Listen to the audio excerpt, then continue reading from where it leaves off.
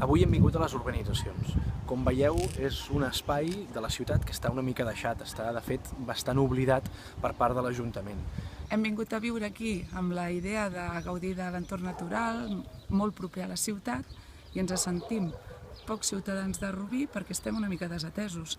Jo com a regidor m'hi he passejat molt aquests anys i he pogut veure això, la mala qualitat de l'espai públic, que està absolutament deixat, la manca de neteja, de manteniment dels espais verds, dels parcs. Viure a les urbanitzacions em suposa que cada cop que em vull desplaçar al centre, per exemple, em costa moltíssim temps per aparcar i tal. Estic a les afores i em sento com si no formés part de la ciutat.